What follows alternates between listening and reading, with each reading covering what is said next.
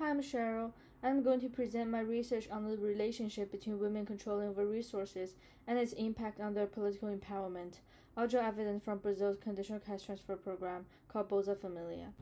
Specifically, this research examines whether an exogenous increase in financial resources controlled by women increased their candidacy and electoral success in municipal elections. The increase in financial resources controlled by women is realized through the conditional cash transfer program, as the program is designed to make women the recipients of the additional cash. Women's effective participation in municipal elections then used as a proxy for their political empowerment. The key motivation for this study is that political empowerment is often overlooked in development research, and women's political empowerment is even more understudied, despite remaining a significant contributor to gender inequality. There are three main strands of literatures that motivate this study. The first strand examines the gender impact of conditional cash transfers, or CCTs. The evidence shows that CCTs targeted towards women increase their bargaining power within the household. The second strand focuses on the political economy of cash transfers. A large body of research examines voting behaviors and found that cash transfers can alter recipients' political preferences. The third strand concerns women's political empowerment more broadly. Research shows that greater female representation in the office can increase women's political influence overall. This is important because it shifts the focus from voting behaviors to women's active participation in politics.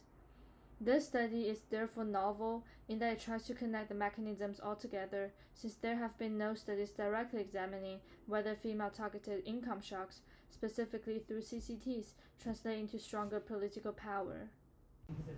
This slide describes the data used in this study, all downloaded from official Brazilian government websites. To construct the treatment variable, I used annual Bolsa Família coverage data in each municipality from 2007 to 2011 and compute the per capita expansion following the 2009 reform, and I'll talk more about this reform shortly. Municipalities with above median expansion are classified as treated, and those below the median serve as controls. I then downloaded data on municipal elections before and after 2009 reform. Using these data, I construct two outcome variables, the share of female candidates and female electoral success, as proxies for females' political entry and representation, and therefore as meaningful measures of women's political empowerment. Eventually, I constructed a panel dataset covering over 5,000 municipalities with electoral outcomes observed in 3 election years, 2004, 2008, and 2012. The identification strategy builds on Jihad et al.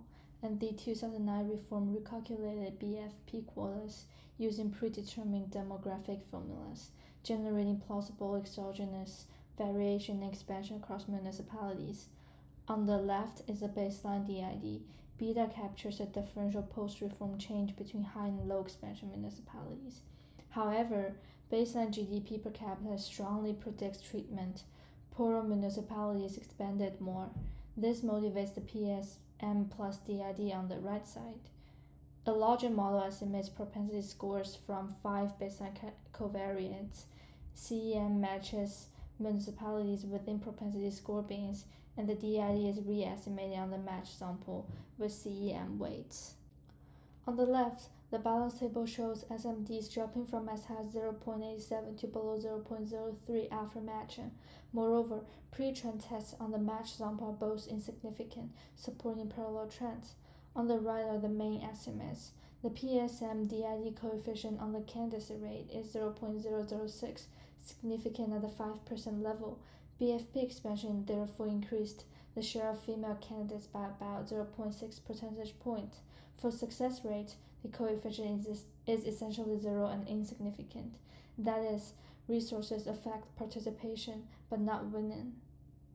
I interpret this as supply side versus demand side story.